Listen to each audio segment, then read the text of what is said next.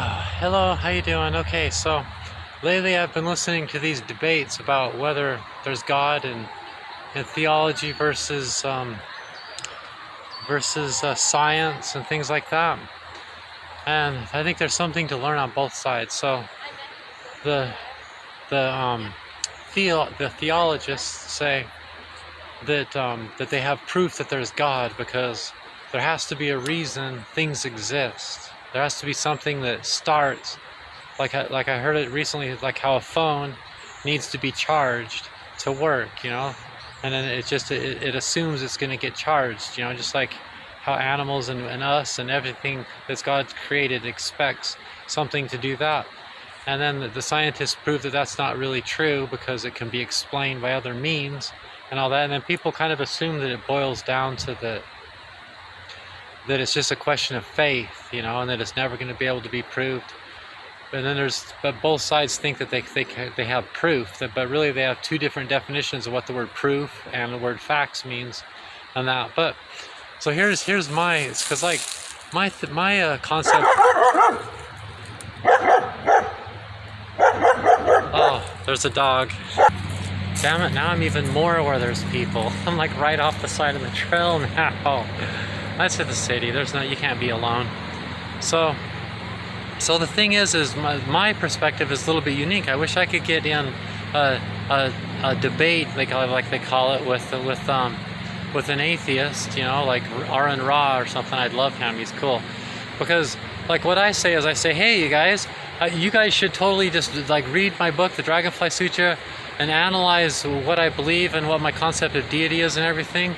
And then if you can prove with science that I'm wrong about something, then teach me, and then I'll update what I think I know. Because the closer I am to reality and science and facts in my beliefs, even when it comes to something like that, the more power those things have, So I'm very interested in being in sync with facts. Unlike the other, wow, like if you ask me, the atheists win like almost every one of those arguments. Like theologists, like arguments are usually really weak, and they just like say no, don't say that, I don't want to hear it because what I'm saying is a fact. No, I want to believe this, and they run away, and it's like, or they just want to make believe what the truth is, and then they want to force by law and legislate it like it's a fact, calling it a fact even though they don't.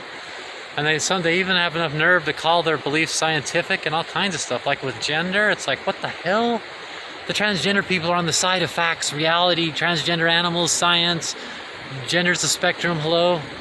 The theologians aren't on, they're on the side of make-believe. Make-believe, and there's two genders, and it's always about X chromosome and Y chromosome. That's fantasy make-believe land, And so the atheists are the ones that are on the side of reality, But when it comes to the definition of God, now, what I like is the more ancient definition of God, because like the idea that God's a man in the sky, that's the new definition, since like fascism and Nazism and control and the Dark Ages, and that's when they started believing that God's a man in the sky.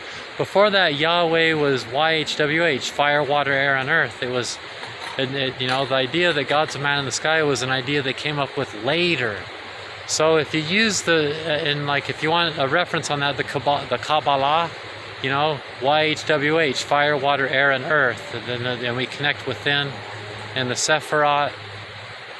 So just learn what those words mean. But so here's my proof that there's a God, using the more ancient definition, So if I'm sitting on a sofa, I'm watching a movie, then all of a sudden I get this idea, hey, I'm gonna go eat a candy bar.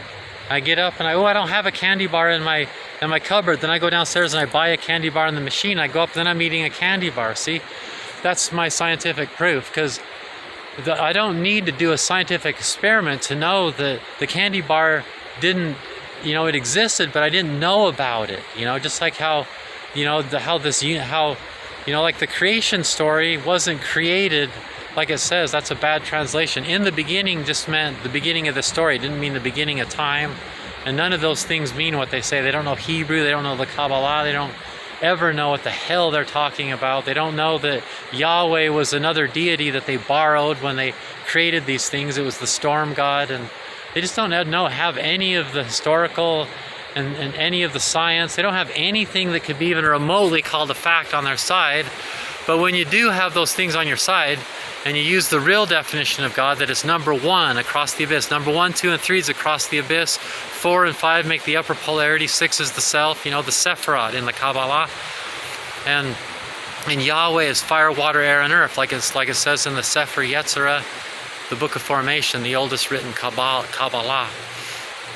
You know, and these ancient meanings, and then you say, well, that's something they decided later on, but it isn't. It isn't something they mean. It's just, I mean, that's not true, you know? It's too obvious when you study just all the deities and the things, you know, the Bible historians know this. Like, these are the things that we know. And, you know, the candy bar the candy bar existed downstairs before I had this idea to go get it. But the idea to go get a candy bar was number one in the beginning.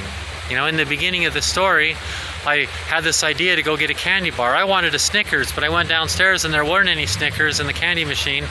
And so I settled for a Mars bar, and I came up and I was eating a Mars bar. I created that with my thoughts from across the abyss. The higher concepts, the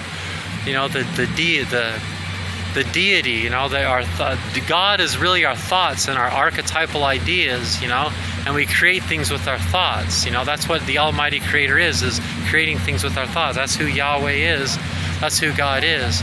And so if you know that you create things with your thoughts, then you don't need a scientific experiment to prove that you do create things with your thoughts.